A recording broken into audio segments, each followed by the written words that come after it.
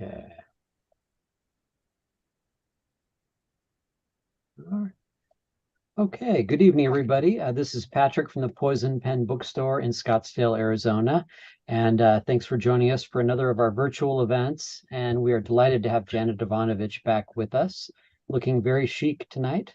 And to discuss her brand new book, Dirty 30, which big news, we just found out had reached #1 on the New York Times bestseller list, which is congratulations, Janet. Thank you. That is awesome. And as always, Janet has kindly signed a whole bunch of copies for us, which we've received here. I will go ahead and put a link in the comments field should you wish to purchase a signed book. And also, if you have questions for Janet, go ahead and put them in, and Barbara will summon me back on screen towards the end of the hour, and I would be happy to ask any questions you might have. So Lester Holt signing off to Barbara. Thank you very much, Patrick. Actually, I want to say a big thank you to Janet. She has faithfully signed every single Stephanie Plum book for us and signed them herself. She's been so generous over the years about accepting shipments, and she's been to see us a few times, but 30 books. I mean, it published on One for the Money was June 1st, 1994, I think. Does that sound right to you? Sounds about right. Yeah. And you weren't there, but I was the person who gave you the Dulles Award at Left Coast Crime in 1995 for the book that mystery booksellers had agreed was the most fun for them to sell during the previous year. I've always loved the spirit of that award, and I'm kind of sorry it went away. Yeah, and I'm sorry that I missed it. Well, there you were. But anyway, we've had some memorable moments with Janet. One of the scariest, she came to see us with #7, and we were in an auditorium at the Scottsdale Library, which is designed to hold 288 people, and something like 700 people came. And that part wasn't so bad, but lots of them were moms with babies and strollers. Janet kept waving them in, and I was looking over there at the librarian turning steadily paler. She thought, if the fire chief comes, we are so... But anyway, it was really fun. Yeah, and they came stampeding out of the auditorium. I remember I was at the signing desk in front of a whole bank of windows, and they opened the doors, and all of these ladies came rushing out. And I think it was my daughter Alex who got up on a desk and started screaming back. Yes, there was a certain lack of control. Yes. I have to agree with that. And Janet at one point very kindly came and we did a walkthrough signing at the store. And I was so awed that she was able to sit there for like 4.5 or 5 hours without ever leaving her chair. I don't know how you did that, but then I'm a coffee drinker, so that probably explains why I would have been getting up. Yeah, no, I dehydrate myself totally. I don't. Yeah, I fly like that too. They say always, you should be hydrated. No, I don't think so. Anyway, I love Janet's new hairdo, which got me hair color, and she may inspire me to go natural because actually both of us are now octogenarians. Can you believe that? How did that happen to us? No, I refuse to submit to that. I'm not going there. Stephanie and I just never get older, and that's somebody else's problem. So you don't get older either. Look at you. You look great. It's just a number. It is just a number. No. I actually recently had a physical at the Mayo Clinic because, we live here in Mayo land and all, and they gave me what I consider to be perfectly preposterous life expectancy. And as I was reeling from that, I went on to have my eyes examined by my eye doctor. And that was the only thing I could think about was, would my eyes actually make it if I lived that long? And my eye, because if I can't read, I mean, why be here, right? And the eye doctor said, it's okay. He said, they'll outlive you, whatever it is. So then I was soothed. Yeah, I just got a clean bill of health too. My cardiologist was sort of shocked, like you don't even have any calcification. What's wrong with you? You should have something, but no, we just, clean livers. I think it's clean living. Now, reading is a tonic, there's no question. I think that agile minds, which are, made even more agile by actually reading books, are a key to successful aging. Also, living in a relatively benign climate, because when I first knew Janet, she lived in New England, but now she hangs out in a warmer place. And I've lived in Arizona since 1986 instead of Chicago, where I was born. So Doing yeah. something. Of course, my joints are crumbling, but aside from that, next year I'll be the bionic woman. I'll have a new knee and a new hip, and I'll be perfect again. I love it. That'll be great. So one of the things that before we talk about Dirty 30, I want to talk about the actual physical book, because it is really, you can see that the cover is very colorful. But what's very cool is you take off the cover, the book jacket, then you can see that, in fact, they have embossed. I'm trying to hold my place here. Why does this happen? Hold on a minute. They've embossed it with gold so that there's this beautiful gold on the cover and on the spine. Then, if you open up the book, there are cool drawings in the chapter headings. So the reason I was flubbing around there, on chapter 10, I love this one, it's donuts. Donuts figured very largely in the Stephanie Plum series. Donuts. And the donuts disappear as you go through the book. Yes, I know. I love that. Now, the other thing is that over time, Janet has occasionally sent us for a not Stephanie Plum book. She hasn't signed every one of those, and she has sent us book plates. So we knew what Janet's book plates looked like. But I think this is so nifty on the end papers of the books. Yeah. It's a great design, and they start with one for the money up here to go all the way down here to going rogue. 30 years of book plates. I know, it's a really great cover idea. And, there you are with your signature. And then you did yourself a special project. You want to tell us about it? That comes at the very end of under bonus material. I don't remember what it was. What is, okay, I got my book here. Okay. No, it's okay. It's 30 quotes from 30 books. Oh, yes. And I thought that was a lot of fun. I think that we wanted to make the book special, and we want to continue with that. So we're really, have to up the ante now for 31. I mean, not only did I have this outrageous ending to this book, which I sort of like, now I don't know how to dig myself out of that hole. I was going to ask you about that, but we can't actually discuss it because it's a spoiler.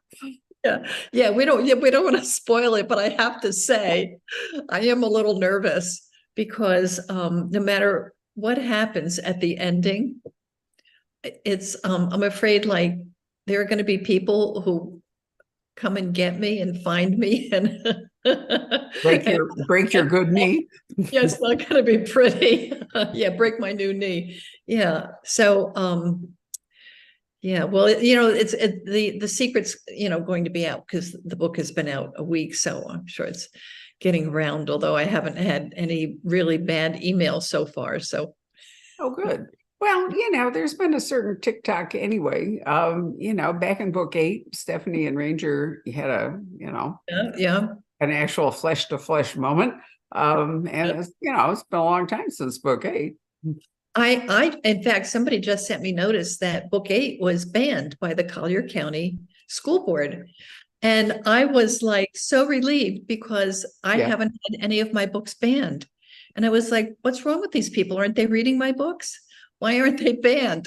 I use all these bad words, and I have sex, and I'm politically incorrect. And I thought nobody's noticing. But thank you, Collier County. They figured it out. I love it. Are Moms from Liberty located in Collier County?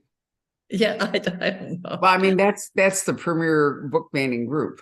They actually called the police and tried to have a librarian arrested, a school librarian arrested the other day. It was in, I don't remember, one of the book things like Shelf Awareness or Publishers Weekly, or maybe even the New York Times or something. But, I mean, let's not go into politics, but it's just crazy to, for people to try to police other people's access to materials and morals and so forth. Never works out. Well, but I don't actually mind this because it's a school library, and I write an adult book. Now I know young people read it as well. But you can find the book in a bookstore. You can find the book. There are a lot of sources where if you want to read my books, you can find them.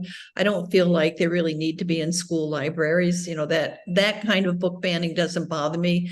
That kind of book banning means that somebody decided it wasn't age appropriate. And I think, you know, I don't personally have a problem with that, with being age appropriate. But as long as, you know, it's not banned nationally, that would be terrible. You know, I don't see that happening. So, Well, there's always digital access and other kinds. So in many ways, it's a futile thing to do, because if somebody really wants to read it, you know, they have other forms yeah, of getting to it. And you're right. I mean, parents do get to make those decisions for their own children. What I object to is they're making decisions for other people's children, and you know, who might not agree. But anyway, donuts. Let's go back to donuts. donuts. Let's Yes, go back to fun stuff, right? donuts. I love it. So whose idea was it to do the chapter? Because it is really fun the way that the donuts disappear. And, you know, I mean, here we get to chapter 23. Look how pitiful it is. There's only I know the donuts have all been eaten. Yeah, it was sort of a joint effort. When we started producing this book, we knew that we wanted to do something more fun. We wanted to give the reader more stuff. And, you know, my daughter Alex is an important component in my success and in my business. My daughter and my son, they work with me. And so she's very visual. And so she played a large part in this. But also, you know, I have this fantastic agent, Celeste Fine, who has been just worked tirelessly to help make me even more of a success. And Atria has been wonderful. They're just the nicest people. They work hard, they listen, they want to do, you know, something special. So you know, it was kind of a joint effort. And I think donuts, you know, were sort of the obvious thing. The hard part now is, what do we do with the next book? What are we going to do with 31? And Recovery Agent, I have the second Recovery Agent book coming out in the spring, The King's Ransom. right. And I thought the Recovery Agent was really a lot of fun. Did we do a Zoom event? We did, didn't we, for the Recovery Agent? I'm pretty sure we did. You were in Hawaii, if I remember. Yeah. We did a Zoomer. But yeah, I really like it. I'm having a lot of fun with it because it's nice to be able to get out of Trenton once in a while. And it's a lot of work. I need to plan better so that I can actually physically get out and go to some of these places. And so far, you know, I did the first book and it was pandemic. I had to do everything online. I couldn't get out and about. And then this one sort of came on me kind of fast. So I didn't get to go to Egypt and Paris and London and all those places that we're going to see in that book. But the next one, I have to plan this better so I get to do a little fun travel. Well, you know, we kind of all got out of the habit of doing travel for a while, and it takes a bit of time to walk back into it. So over the years, what have been sort of touching points, you know, during the book? Donuts we've mentioned. What else can we talk about? Cars, for example, that they've been a constant throughout the series. Yes, I destroy cars. It's I did it in the first book because I thought I wanted to make it into a movie, and they always like an exploding car. And then I just found out I really liked it. It's just so I just can't imagine doing a Plum book without, you know, wrecking at least 3 or 4 cars. I think my fans would be disappointed in me if I didn't destroy cars now. Well, that's it. I mean, I think, you know, last time you were here physically, when you and I were talking, you know, you said something about, you always, you know, your fans expect an Evanovich, they have an expectation of what an Evanovich book will be. What is your idea of what that expectation is? Yeah, the expectation is that I write the happy book. I write a book about good people who aren't perfect, but they're good people. They try hard. In the end, they succeed. You know that I'm not going to kill any cats or dogs. You know that it's going to end well. There might be some scary moments in the middle, but in the end, it's going to end well. I hope that when my readers read my book, they leave it with a little bit better mood than they started with. That maybe if I can't make anybody laugh out loud, I can make them smile. They're not going to put my book down and go kick the dog because they're in a bad mood. And I think that's they know that there's going to be a little. I hesitate to call it romance, but there will be some sexual attraction going on. There's going to be some big, handsome, scruffy guy who maybe plays by his own rules. And that's, part of the fantasy of men and women. And those are the things that I think my reader looks for and they want. And I think it's important to meet that expectation. That I think of myself as an entertainer. I'm not, some literary person that's going to get invited, on Oprah's book club. I'm not so interested in the content as I am in the character and in the enjoyment for the reader. I think, we all have our job as a writer, and some people are cathartic writers and they produce that experience for the readers. And I'm just the entertainment. I'm like, I'm basically shallow, but I do it so well that it works out.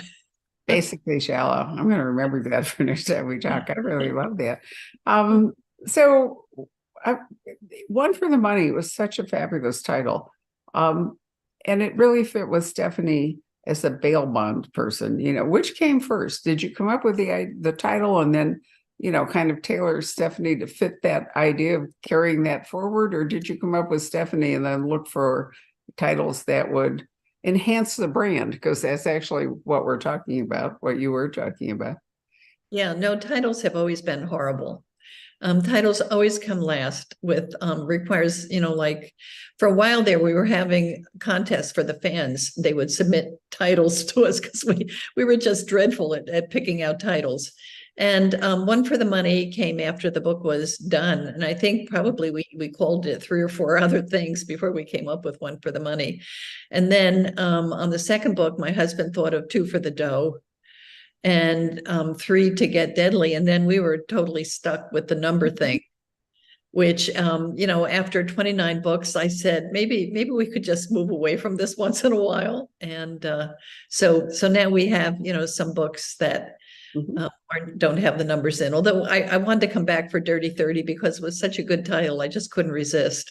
It is a great title, but was Going Rogue 29 or 28? I think it was 29. Never mind. I can find the cover here when I'm looking at the book. See, I remember nothing. I go to signings and my readers know everything about all of the books and I know nothing because whatever book I'm writing on, that's what's in my head. I have like this limited capacity. And so I have to dump everything else out so that I can write the new book. And especially if it has anything to do with a number. And after 3 o'clock in the afternoon, I can't remember anybody's name. So that's what I live with. So why is she a bounty hunter? I mean, if you're going to have a series lead and you're going to write crime, you have to have some occupation or some, reason for this person to be involved. What interested you about being, a bounty hunter? I saw Midnight Run, the movie with De Niro and Charles Grodin. And I was just struck by it because I didn't know anything about bail bondsmen or bounty hunters. But what I knew was that there were a lot of there were some women writing some really good detective stories. This was right at the beginning where Sarah Paretsky came in and Sue Grafton, and they started having the big female protagonist. And I didn't think I could compete with that. I thought Sue Grafton was, God, and I was not going to be able to do another detective. So I was searching around for something in the crime genre because I had sort of gotten kicked out of romance. I had to reinvent myself, and I decided, to go into the crime genre. And this just sort of popped up on the television one night, and I thought, wow, and I liked the cachet of it, right? Bounty hunter, that sounded good to me. It was sort of like going back to cowboys and all that stuff.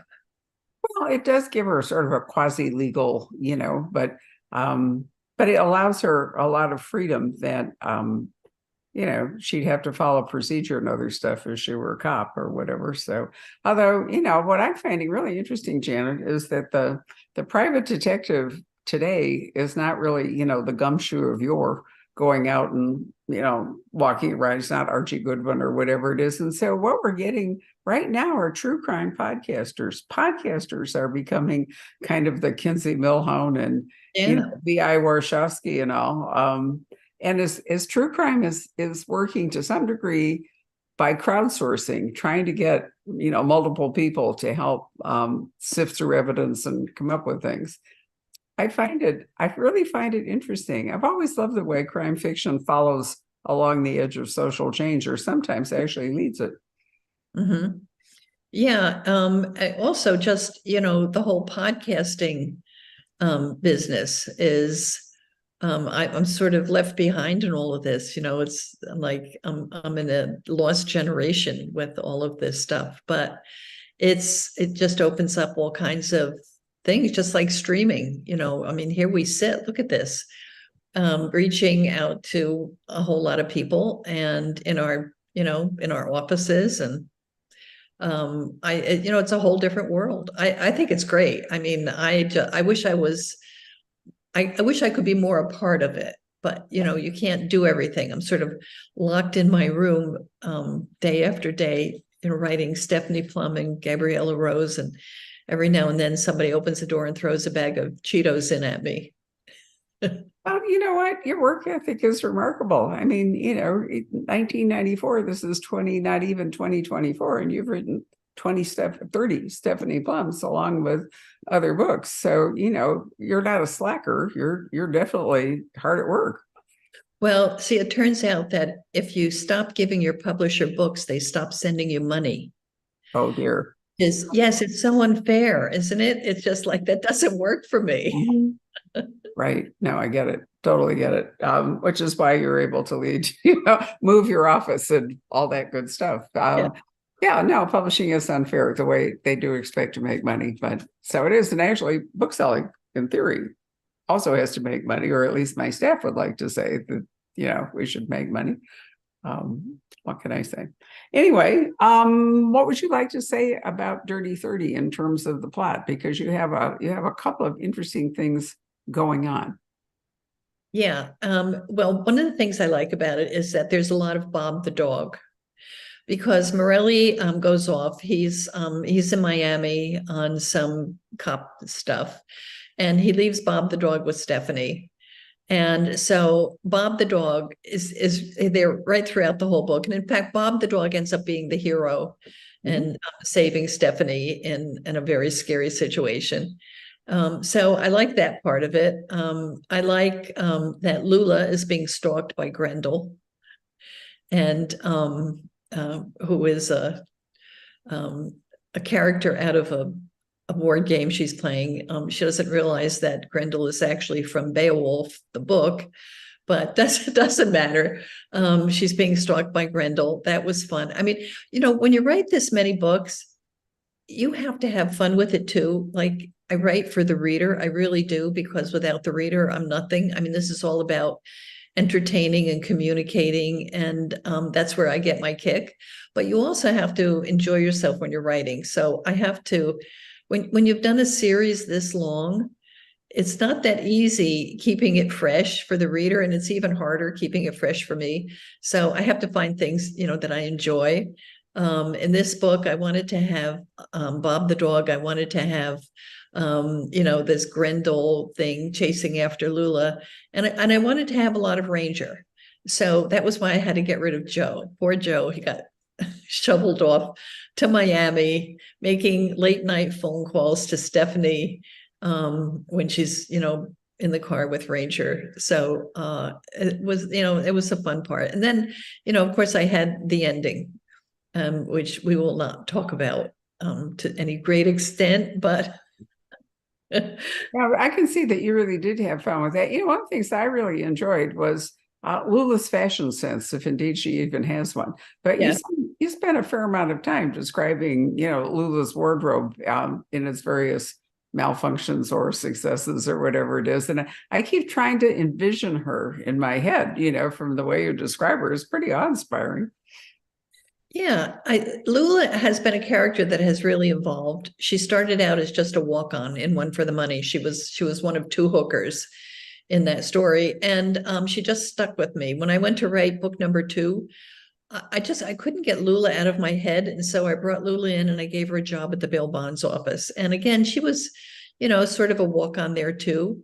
But every book, Lula just sort of, I have to worry that Lula doesn't take over the Plum series. Because she's fun, she's bigger than life. She's a way that I bring some humor into it, and she's really evolved as a character. You can't defeat Lula. She's big and she's bold and she enjoys that. She knows how to use it. She don't call her fat, doesn't like that one bit. But aside from that, she likes who she is. She knows who she is. And if it doesn't work who she is, she reinvents herself. She keeps moving forward. And and then a couple books ago, I'm not sure, I don't know if we discussed this, but a couple books ago, in the height of wokeness, I had a new editor who I absolutely adore. He's just fantastic. But it was his first book, and he didn't like Lula being a hoe. So we couldn't call Lula a hoe. So Alex and I sat down and came up with all these other things that we could call her, like an erectile engineer. And then she was an organ grinder. And we had, and what we realized is that it was so much more fun, not calling her a hoe. But after 3 books, it was decided that she could be a hoe again. And because readers were writing in and saying, I think Janet's got a ghostwriter. I can't believe she's writing the books because Lula isn't a hoe and she's not eating fried chicken. Lula had to eat at Turkey Club when everybody else ate fried chicken. It was cultural appropriation or something. And then, but it just, it didn't work. I guess this is why, I feel so insulted that I haven't been banned. Because I went. It's an interesting thought. When I was young, when we were both young, I'm not sure that you could actually have said that, in a book. And by now everything else is so outrageous that your books seem really, almost old-fashioned in that sense, whereas they were really sort of cutting edge the other way when you started out. Yeah, I'm not writing 50 Shades, No. But when I started out, when I was writing romance novels, I couldn't cuss. Like I would have to say, oh, peas and carrots, that kind of thing. And you couldn't say Dick.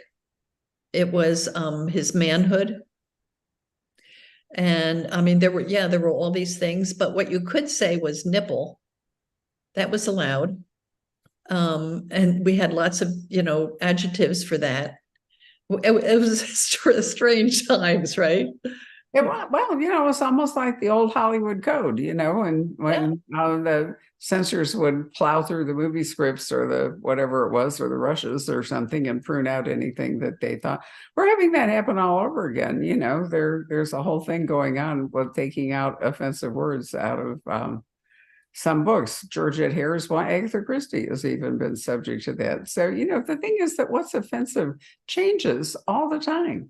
It changes culturally, it changes whatever. And so there's never like any static moment when, everybody agrees on what's offensive. It just doesn't work that way.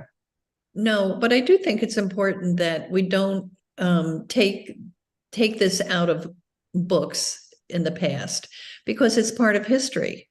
It's like, I look at the first Plum book and the clothes that she's wearing, with scrunchy socks and biker shorts and, and all of this stuff. And she hasn't got a cell phone.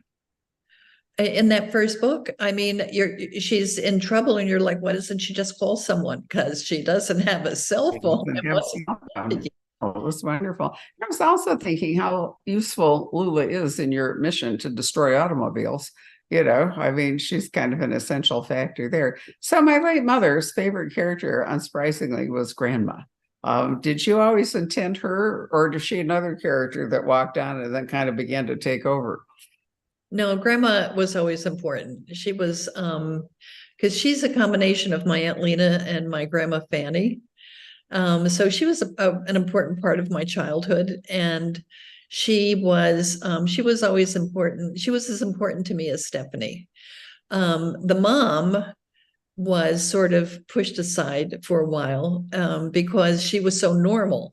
Mm-hmm. Grandma was not normal. Grandma was had reached an age where she could do whatever she wanted. She could dress as crazy as she wanted. She could have, green hair if she wanted that, and I always thought, and I knew women like that. You see them in the supermarket parking lot, trying to take other people's parking places. And so Right. We might be more like that than we both think, actually, yeah. going through that. So is Grandma still going strong at book 30? So time is actually just, kind of a thing, right? In the books that we're in a somewhat suspended state of time. Yeah, well, time sort of stands still. I mean, things move around. So certainly, a lot of things have changed in 30 years. Clothes, technology, cars, all sorts of things. But my characters have stayed the same age. Mhm. What's interesting is that I have had to adapt to the times. Ranger, for instance, has had to be modified because in the early books, he was very aggressive. And as much as I hated to, sort of tone him down a little bit, that aggression would not work Yeah. in today's book. So while Stephanie and I are not aging, we are changing. I know. Well, I think that's part of that reader's expectation that we talked about. They do not expect to come to the book and expect to find themselves at grandma's funeral, or, I mean, so you Yeah. do have to do that thing where the time moves along as time does, but the characters stay who they are. Yeah. I think Remember Robert B. Parker with Spencer? yeah, Okay, I was a huge Spencer fan. me too. You remember when he got bifocals? And I also remember he was a Korean War vet when we started, and at the end he was, from Yeah. the Iraqi War. Yeah, I hated when he got bifocals. That was not my hero. That wasn't. So that was a real deciding factor in, deciding that I was not going to mention age after the first book. She was 30. That was it. Done.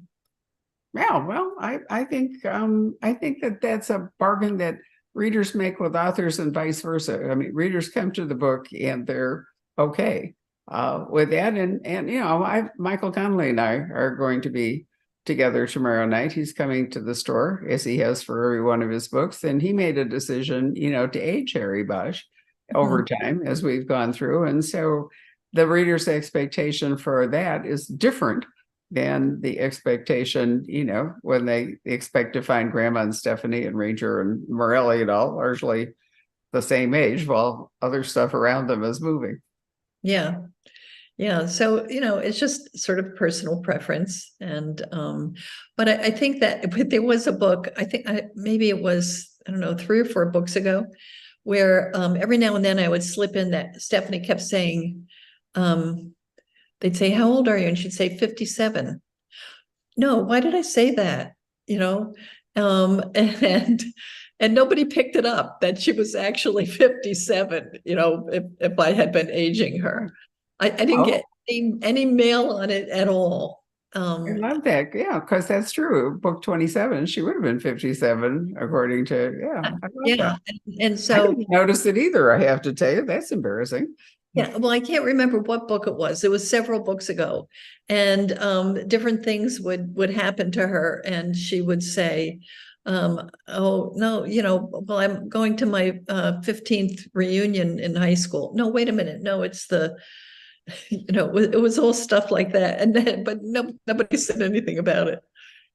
So, I've always thought that murder mystery today is too focused on it being murder mystery.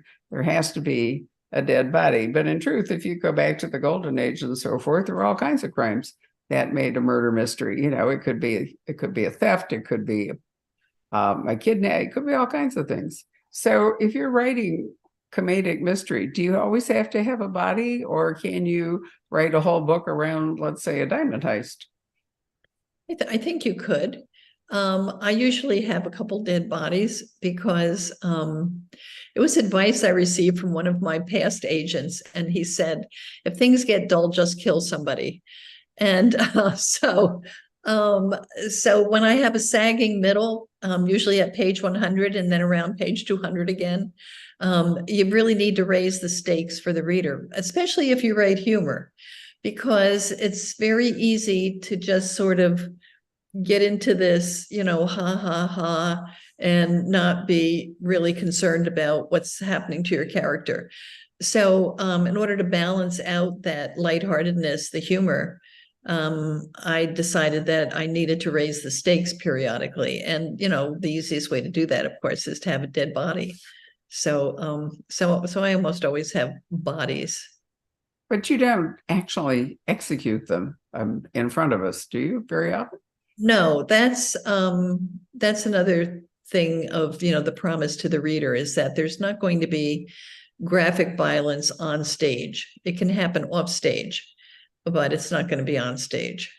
Right. So the bodies appear, but we're not actually participating in how they turned into bodies. Yeah, it's kind of the sort of the Poirot thing. I'm hooked on Poirot on BritBox. Are you watching Poirot? Not by accident the other night, and I think we might have been looking to see if there was a new episode of Vera, but we stumbled into, and there was the very first David Suchet Poirot, which is, I don't remember the exact title, and I think it's from a short story, but anyway, it begins with a woman who comes to want Poirot to find her missing cook, and it goes from there, and it's unbelievable how well David Suchet inhabited that character, all those little fussy mannerisms and all. And I don't know if I've ever told you this, but in 1990, so I was just like a totally novice bookseller, Rob and I went to Agatha Christie's centenary in Torquay in England. And among other delights, they brought down a special Orient Express train from London to Torquay, which it doesn't normally do. And David Suchet was in one car, and Joan Hickson, who at that time was the Miss Marple on television, rode in another car. When they got out, all the crime writers are, in the little station on the platform and all. And when the train stopped and the doors opened, David Suchet got out, Miss Joan Hickson got out, and David had this beautiful bouquet, sort of like a nosegay of flowers. And he walked over to Joan Hickson and he handed her the flowers, bowed over her hand, and said, "At last we meet." I mean, it was just so wonderful. But at the banquet that night, I actually got to dance with him. Oh, right. I know. And we're almost the same size, I mean, so yes. Anyway, it was wonderful. And I just can't quite find Kenneth Branagh to be as Poirot as Poirot. No, it has to be David Suchet. And Hastings. I love Hastings. He was wonderful. No, I agree. I like that. And I thought, there have been a number of Miss Marples, and Margaret Rutherford was terrific, although nothing at all like Miss Marple. But Joan Hickson really was, I thought, absolutely, Miss Marple. It's great how sometimes, the casting really synthesizes with the character. It doesn't always happen, but I think in both of those, the Christie estate has been very well served by David Suchet and Joan Hickson. Yeah, I read an article on him, and they asked him, "How did you get that walk? That little walk that he does." Penguin walk, yep. Yes, and he said, "I squeeze my butt cheeks together very tightly."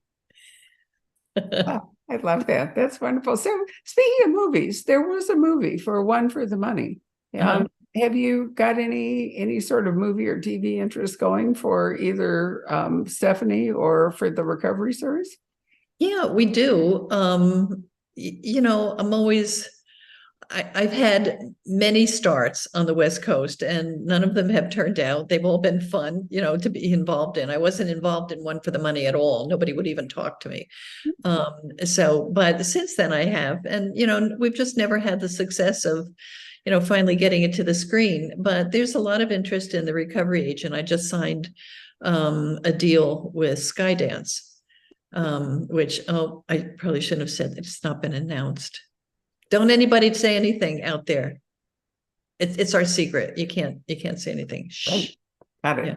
Well, but I can sort of, 30 books is pretty daunting for somebody to take on, but I can see the recovery agent has a lot of elements that would really appeal to people, that are doing visual storytelling is, after all, demands things that, I mean, a screenplay is only 100 pages and it's all dialogue, whatever it is, with various sorts of directions.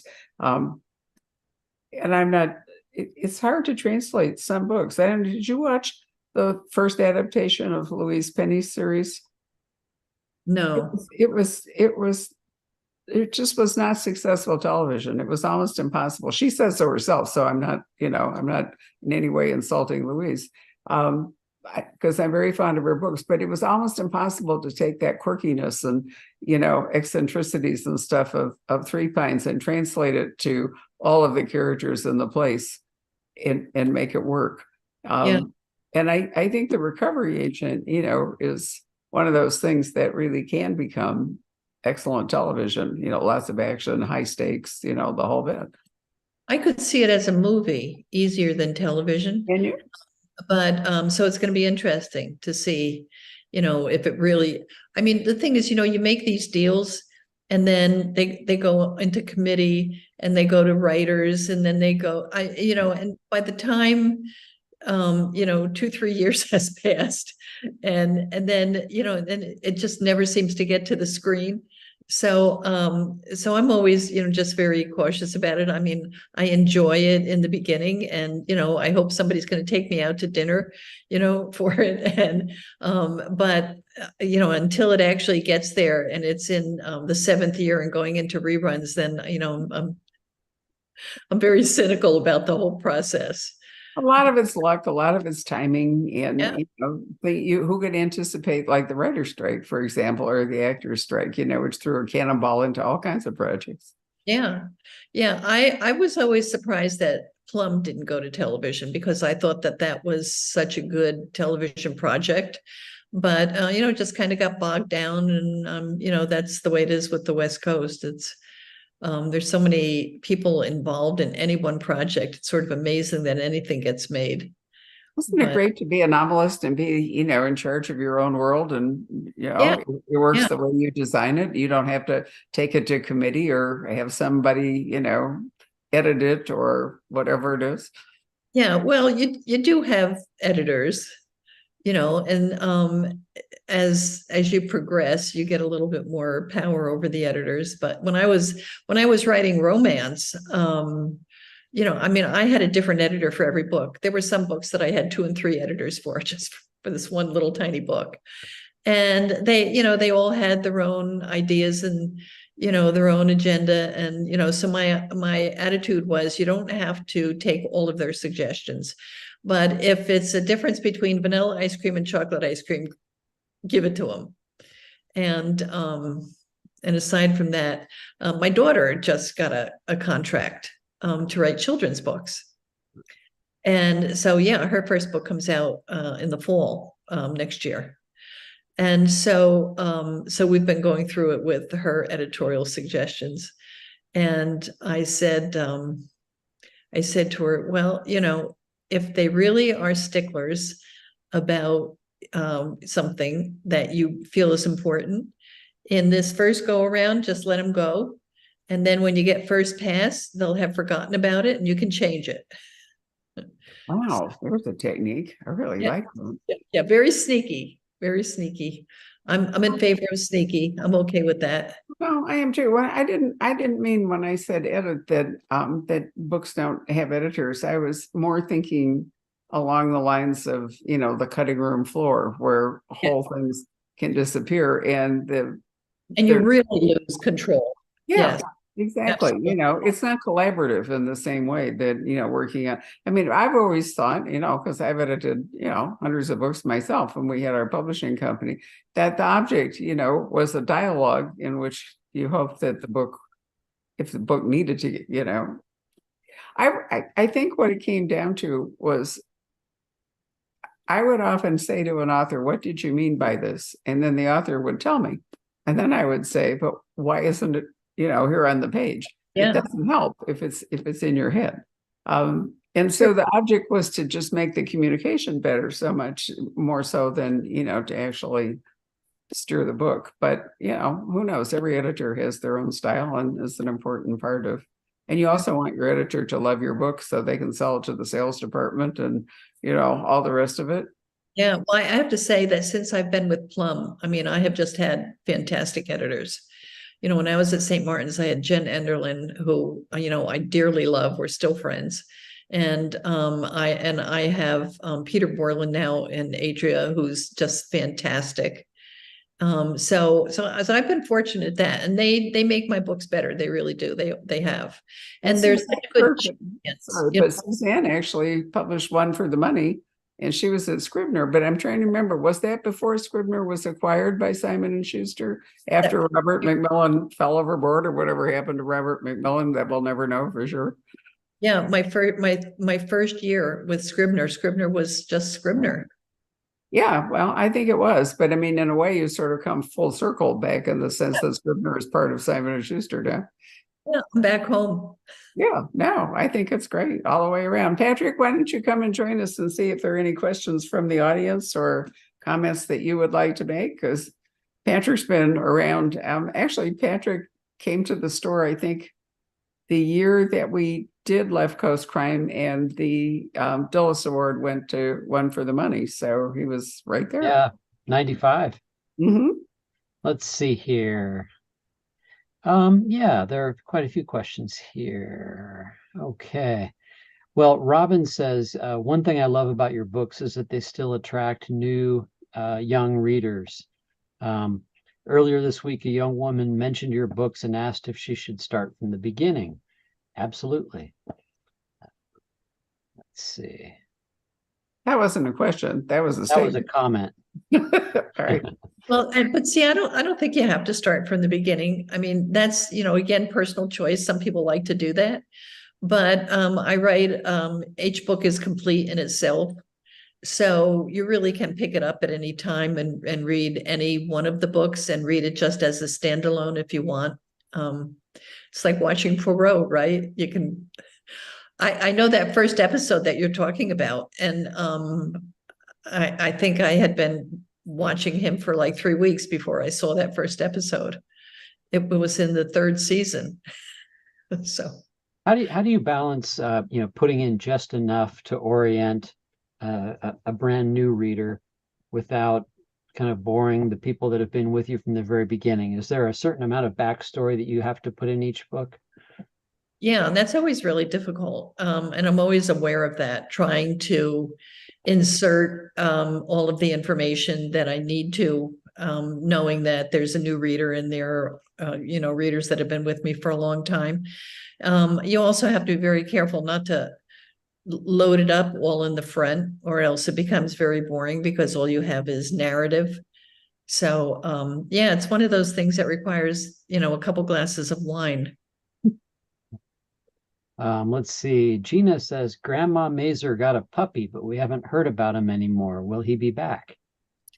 Yeah, the puppy had to find a different forever home. It just didn't work out with the Plums. But we found a good home for him somewhere. Let's see here. Okay. Lots of people just saying how much they love your books. I'm trying to find some actual questions here. Oh, yeah. What happened to Stephanie's sister and her family? Asks Debbie. Yeah, that's another thing that is always in the back of my mind and I can never sort of get to. One of the reasons is that, like, I forgot how many kids she has. And so I'd have to go back and do some research on it. There are all these characters in my past, like Mooner. I get a lot of, what happened to Mooner, and what happened to Stephanie's sister. And it's just a matter of not being able to squeeze everything into all these books. I get asked a lot of questions about the Wicked series. Are we going to have more Wicked books? And again, it's just, it's time management. I just can't, I can't write books fast enough. So someday I think, Stephanie's sister Valerie will be back, but then her kids, we can't age them, can we? They can't be teenagers by then. They'll be married by the time I'm surprised nobody's asked about Diesel. When you and I have been in the past, that it always comes up. Where is Diesel? Yeah, Diesel is like my favorite guy of the characters that I've created. And in fact, I've sort of shoved Diesel into the Recovery Agent series. Rafer is very Diesel-like. He looks a little bit like Diesel. He has a lot of Diesel characteristics. He's just this sort of scruffy, big, handsome guy that's, barges his way through life and, just drops his clothes on the floor and gets into bed naked. Do you enjoy the process of collaboration? Because I know you've done some books with Lee Goldberg, for instance, and maybe somebody else. Do you enjoy that process? I do, and to a large extent because everybody that I've almost everybody that I've collaborated with have been friends. Lee Goldberg and Phoebe Sutton, I knew from years ago, starting at the very beginning of the Plum series. And after, every now and then we would run into each other when I was on the West Coast. And one day, I was talking to Lee and he said, wouldn't it be fun to write a book together? And I said, okay. And so we did. But, both of those guys are television guys. They are showrunners. And, Phoebe Sutton has like 3 Emmys for Cheers. So we wrote a couple books and then, we all sort of got over that. We had fun and they went on to, other lives in television again. So those series sort of ended, but but that's one of the fun things too, is having these little short excursions, the mini series that I can get out of the world of Plum and just do something different. And then it's always fun to get back to Plum again. I imagine that, cleansing your palate, as so to speak, would be a very refreshing thing to do. So it would give you more energy and more enthusiasm about coming back to Stephanie. Yeah, and I also find that when I'm in some other heroine's head, and I come back to Stephanie, there's always a Stephanie growth involved. I don't know what it is, but the other people that the other protagonists that I have are always very different from Stephanie. So when I finish that book and I go back into writing Stephanie, there are just little nuances in Stephanie that I see that I hadn't thought of before, that maybe I borrow from the other characters or something. I don't know, but I feel like Stephanie always becomes a little bit more interesting after I've had this palate cleansing excursion. That's bad. I can certainly understand how that would work. I'm not sure anybody's ever said that to me before, but I really like the fact that it would give you a little more material, a little bit different perspective, whatever it is, on who she is. Well, it's like when we go out and we make a new friend and we get to know this person and we get to know, their characteristics and what they're good at and things we don't like about them. And then we go back, and in our quiet moments, we sort of sit and reflect and maybe learn a little bit more something about ourselves because of or association with. That's a very keen insight, Janet. Indeed, I agree with you. Yeah. Anything So else, Patrick? Let's see. Kim on YouTube says, I love her book on writing. Does she ever think about writing another? No, but I probably should go back and edit it. I'm not sure it's even in print anymore. I mean, that I never see it around. But that was seemed like a good idea. It was actually a really hard book to write. And I did it with Alex and with a really good friend of mine. And so combining it all it took a surprising amount of time. It was like, I did a graphic novel with Alex because I'm a big graphic novel person. I read comic books, and that was another thing that we would love to do again. It was like probably the favorite book that I've done, just flat out.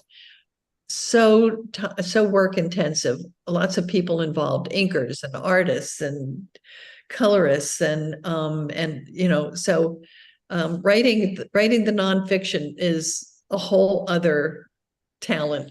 It turns out that I'm not sure that's where my talent lies. It was a chore. It was, but I'm Probably glad. hard, I would imagine, to kind of articulate what your creative process is. You just know it and you do it, but putting it on words is probably challenging.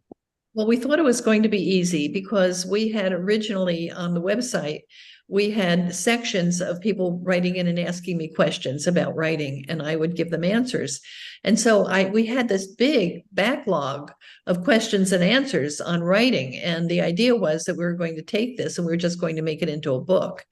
But, we just isn't that simple.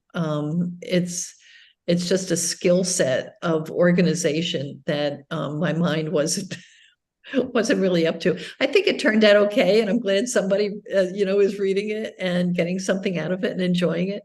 So that makes me feel good. Maybe as a final question, Gina asks, do you have trouble coming up with new ideas for what will happen to Stephanie? No, I have lots of ideas. The ideas are easy. It's the writing that's hard. Although the way I ended this book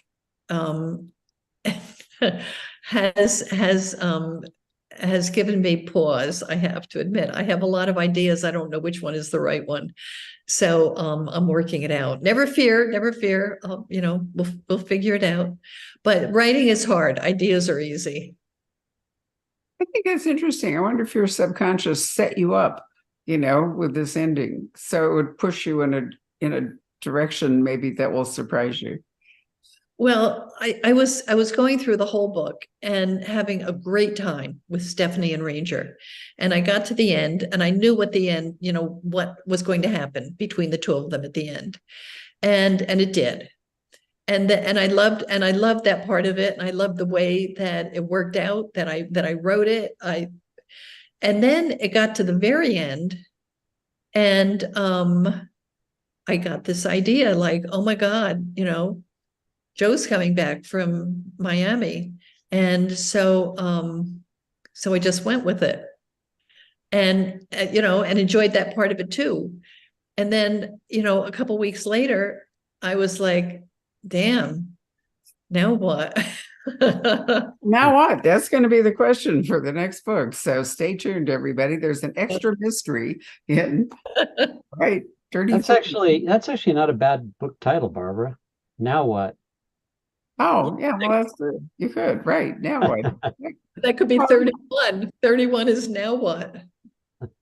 I get You 10%. said you were getting away from, just the numbers. So I like that. Do you remember those little short things that you wrote called By the Numbers? I always thought that was a really clever little series title, for those little guys. Yeah, and they were all Between the Numbers. I'm sorry, I had it wrong. It was Between the Numbers. Between the Numbers, because it was between the Plum books. Yeah. And that was the first time we saw Diesel. That's right. He was in 4 of them, I think, isn't it? I think there were 3. There was Christmas, Valentine's Day, and St. Patrick's Day. Okay. I thought there were 4, but well, whatever. There Anyway. might have been. What do I know? Yeah, you- One yeah. lucky was Somebody one of needs them. to tell us, okay, you know, all you people out there, it's your responsibility to let us know if there were 4 books. Right. But like, I would love to see them repackaged, you know, like come out like a little box set for Christmas or something. I think that would be fun. They were fun books, and they were small. That one of them Right. was a size book, but 2 of them were small. So That's not a bad idea. Yeah, just have a, as you say, a little box set between the numbers. That's a winner all the way around. Love it. Well, if you're paying attention there, Atria Books, you now have an idea for a Christmas thing. In any case, congratulations, Janet. #1 again, not your first #1, but really nice for this book, isn't it? Because this is a landmark book all the way to 30. #1 is always exciting. You never take it for granted, you know. It's I'm very grateful. I've been very lucky. Well, and we are very lucky that we still have some autographed copies fresh from Janet's. Well, actually, they've been here for a couple of weeks, but anyway, from Janet's actual hand at the Poison Pen. So if you haven't yet gotten your copy, you should come and order one from us. We'd love to have you do that. Let me wish everybody a happy Halloween since we're getting closer to it, and a great Halloween. holiday season. And thank you very much for joining us tonight, Janet. It was lovely to see you again. It always is. So I'll look forward to 31. Absolutely. 31. Okay. Good night. Good Good night, night. everyone.